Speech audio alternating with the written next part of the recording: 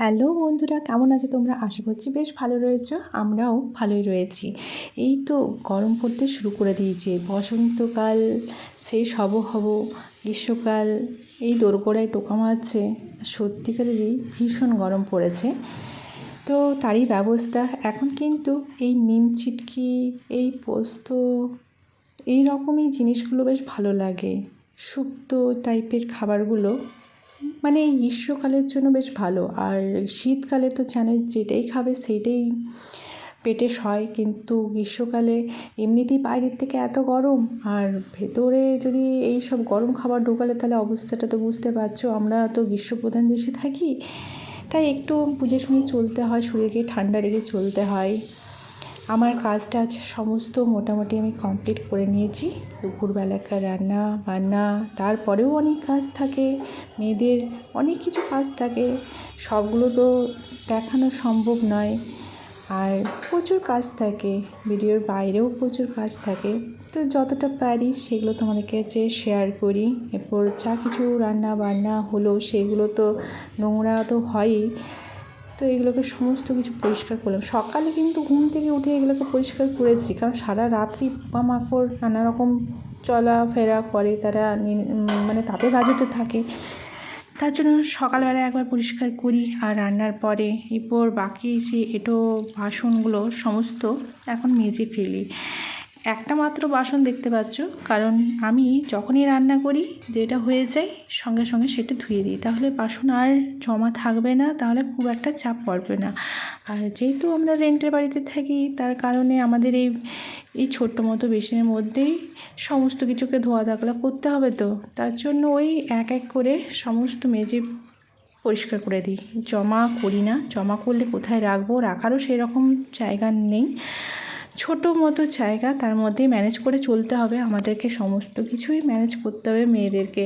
শ্বশুরবাড়ি, বাপের বাড়ি আর কর্মবাড়ি যেখানেই থাকো না কেন, আর সব জায়গায় মানে শুধু মেয়েদের ক্ষেত্রে কি, ছেলেদেরকেও ম্যানেজ করতে হয়, যাওয়া আসা, অফিস আদালত অনেক কিছু ম্যানেজের থাকে, সেটা তারা জানে। আর আমরা আমাদের সংসারটা, ভেতরের জিনিসটাকে আমরা ম্যানেজ করি। তো এগুলোকে না শুকনো করলে একটা কেমন দাগ পড়ে যায় না, তার জন্য আমার শুকোবার জায়গা তো তোমাদেরকে একবার দেখিয়েছি, দেখে নাও। এইটা হচ্ছে শুকনো করার জায়গা। শুকনো ছল ঝরে গেলে কিন্তু আর দাগ সেই রকম থাকে না। আমি এই জন্য এইখানটাতে, যেহেতু একটু সামনেটা একটু জায়গা রয়েছে আর বাইরেটা আটকানো, সেহেতু এখানেই আমি সমস্ত কিছু জলগুলোকে ফেলে পর এখানটাতে আমি শুকনো করি। আর এই যে আমার ক্লিন হয়ে গেছে পুরো রান্নাঘর, দেখো সারি সারি সমস্ত রান্না করে রেখে দিয়েছি। এরপর রান্নাঘর বন্ধ থাকবে, একসাথে যখন খাবো তখন এটা খুলবে। চলো, রান্নার আর একটা জোগাড় যন্ত্র স্যালাড। গ্রীষ্মকালে এটাও একটা ভালো লাগে খাবার মধ্যে পাতে, যখন ভালো লাগে না বিভিন্ন সবজি পাতি খেতে তো হবেই। তো এটাকে আরও মুখরোচক বা আরও স্বাদিষ্ট করে এই স্যালাড। কেউ যদি নিরামিষ খায় না, তাদের পক্ষেও খুব ভালো এই স্যালাডটা, যারা আমিষ তাদের পক্ষেও ঠিক আছে। তো এগুলোকে সব বাড়ি বাড়ি করে কুচি কুচি করে কেটে নিই, যে যেমন পারে কাটে, কেউ গোল গোল, কেউ কুচি কুচি। তো আমি যখন যেমন আমার সুবিধা মনে হয় সেই রকম কেটে এই স্যালাডটাকে তৈরি করে রেডি করে রাখবো।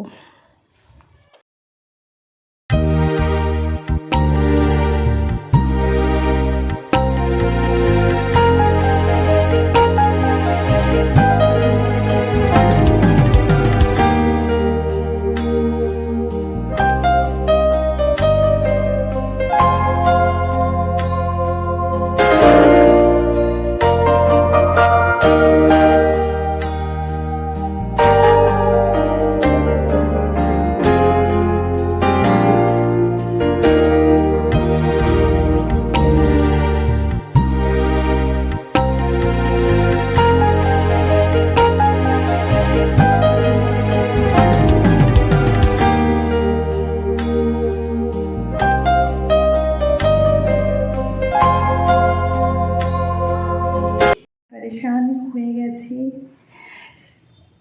কাটিং সেলাই এতবার খুলেছি কি আর বলবো, মাপ ঝোপ যখন হয় না ঠিক মতো, তখন পরেশান হয়ে যায়। এই যে কাটিং তো করেছি, আর এটাকে হয় পরেশানি হচ্ছে, এটাকে এত সুন্দর ফিটিংস করেছি, আবার খুলতে হয়েছে, সাথে মানে মেরে মেরে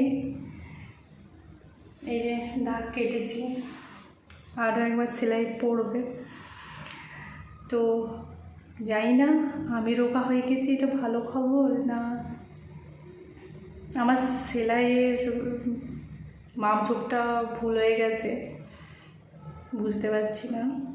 আর একটা মোদ্দা কথা হচ্ছে, শীতকালে অনেক দিন পর বাড়ি গেছিলাম, তো বাড়ি থেকে এসে জিনিসটাকে কমপ্লিট করলাম। আর শীতের সময় ভিতরে ইনার পরেছিলাম, অনেক কিছু করেছিলাম, তখন মাপটা নিয়েছি, হয়তো বা সেই কারণেই হতে পারে যে মাপটা একটু বেশি পড়ে গেছিলো। আর এখানে একটা পিম্পলস রয়েছে না, এটাকে ইগনোর করো, ভালো লাগছে দেখতে, তো তার জন্য হয়তো একটু গণ্ডগোল হতে পারে। তো অনেকটাই করে ফেলেছি, ফাইনাল লুক পরে তোমাদেরকে দেখাচ্ছি। এই কাটিংটা এই সবে সবে করেছি, চুড়িদারটা কমপ্লিট করে ফেললাম। আর এইটা হচ্ছে নেক্সট, যেটা চুড়িদার করেছি প্রচুর, ব্লাউজও হয়ে গেছে, প্যান্ট পাটিয়ালা সমস্ত কিছু হয়ে গেছে। তো এই কুর্তি মানে যেটা জিন্সের সাথে পরা হয়, এইটা আমি প্রথমবার করছি, দেখা যাক কেমন হয়েছে, তোমরাই জানাবে। তো আমার কাটিং সেলাই সমস্ত কিছু হয়ে গেছে, হাত সেলাই লাগে গলার কাছে, তো সেই জিনিসটাই করা হচ্ছে। আর উপরটা না প্রচুর গরম, জানলা খুললে হাওয়া দেয়, ভালোই লাগবে, কিন্তু ভীষণ রকমের মশা, মানে আমি মশা মারবো না আমি সেলাই করব, তার জন্য গরমের মধ্যে দিয়েও আমি সেলাইটা করছি। আর উপরের ঘরে কিন্তু আমাদের ফ্যান নেই, তো এইভাবেই আমি কষ্টের চিজটা আমি সেলাই কাজটা করছি। তোমাদেরকে ফাইনাল লুক একটু পরেই দেখাবো।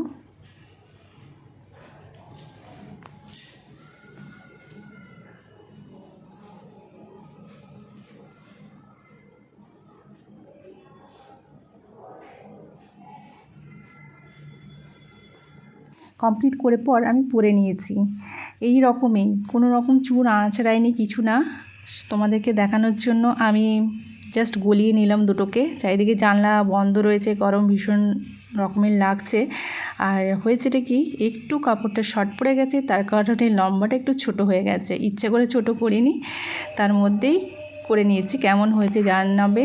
আর এইটা হচ্ছে আমার চুড়িদারটা, ফিটিংসটা কিন্তু আমার ভালো হয়েছে, আমার নিজের কিন্তু খুব ভালো লেগেছে। এটার পিছনে প্রচুর খেটেছি এটাকে আনতে, কারণ অনেকটাই বড় হয়ে গেছিলো, শীতকালে এটা করা তো মাপঝোপ করা হয়েছিল, তার জন্যে মানে একটু চড়াটা বেশি হয়ে গেছিলো।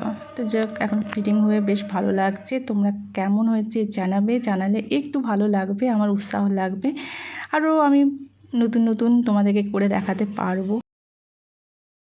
পরদিন সকালবেলায় হঠাৎ করে ডিসিশন হলো, তার কারণে এই যে এই রকমভাবে আমরা পৌঁছে গেলাম এখানে। এইটা হচ্ছে একটা স্কুল, নবোদয় বলে স্কুল, তোমরা জানবে, অনেকেই জানবে নবোদয় বলে স্কুল হয়। এইটা প্রত্যেকটা স্টেটে আছে, পুরো অল ইন্ডিয়াতে রয়েছে, শুধু কেরালাটা বাদ দিয়ে বাকি সব জায়গায় রয়েছে। ভালো স্কুল, বেশ তাদেরই সমস্ত কিছু।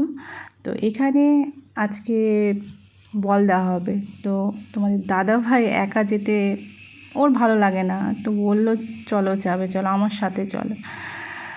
তাই আমিও বললাম যে চলো, অনেক দিন বাড়ি থেকে বেরোইনি, দুজনে মিলে ঘোরাও হবে, জায়গাটা দেখাও হবে, স্কুলটাও বেশ মানে নতুন তো, নবোদয় স্কুল, এমনি শুনেছি, দেখা হয়নি, তো চলো।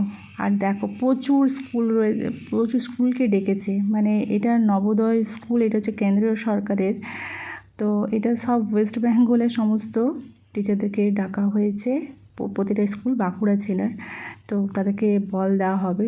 স্কুলে যেমন ছাত্র সংখ্যা রয়েছে সেই অনুযায়ী কিন্তু বল দেওয়া হয়েছে। তোমাদের দাদাভাইকে কটা দেওয়া হয়েছিল, 12টা না 13টার মতো দেওয়া হয়েছে।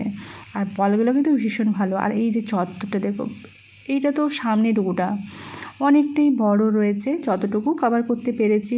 তারপরে টিচারদেরও হোস্টেল রয়েছে, ওই সাইডটা ওই যে সবুজ বিল্ডিং, ওইগুলো রয়েছে বাচ্চাদের হোস্টেল, তাদের খাবার, মেয়েদের হোস্টেল রয়েছে, মানে এখানে কেউ বাইরে বেরোয় না, টিচাররাও পর্যন্ত এই গ্রাউন্ডের ভিতরেই থাকে।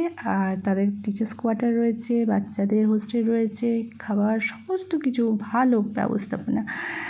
তো চলো, এখানে কাজ হয়ে গেল, অনেকক্ষণই লাগলো প্রচুর। আর এখানে এসে আর একটা ভালো জিনিস হলো, তোমার দাদাভাইয়ের হোস্টেলে, মিশন হোস্টেলে, যেটা কলেজিয়েট খ্রিস্টান কলেজে ছোটো থেকে পড়েছে, তো তাদের সমস্ত ছোট বড় নিজেদের বন্ধুগুলোকে সব পেয়েছে। তো সব আমরা একসাথে সব আসছি, তোমাদেরকে দেখাচ্ছি, সমস্ত আমরা লাইন দিয়ে দিয়ে আসছি। আর এই যে আমরা কিছু খাইনি দুপুরবেলায়, তো খাবার অর্ডার করা হয়েছে, আমরা ভাত নিয়েছি, যে যেমন পেয়েছে, কেউ ফ্রায়েড রাইস, কেউ রুটি, যার যেমন। এখন সবার খাওয়া দাওয়া একটু আলাদা, তো বাড়ির বাইরে সবাই খাওয়া দাওয়া। তো এই যে খুব মজাদার, সমস্ত দাদা ভাইদেরকে পেয়ে, বন্ধুদেরকে পেয়ে। এখন আর একটা বন্ধুর বাড়িতে যাওয়া হচ্ছে বাঁকুড়াতেই, সমস্ত তার পেড়ে ওটা রান অফ বটাফ, তার স্কুল হোস্টেল সমস্ত কিছু এখানে। আর এই যে এটা হচ্ছে ভৈরবস্থান, সেখান থেকে মিষ্টি নেওয়া হচ্ছে। একটা বন্ধুর বাড়িতে যাওয়া হয়েছে, এই যে পুচকি, এটা হচ্ছে বন্ধুর মেয়ে। তো তারা দুজনা ছিল, তো এখানে এসছি, একটু সবাই একসাথে গল্পগুজব হলো, তারপরে এরপর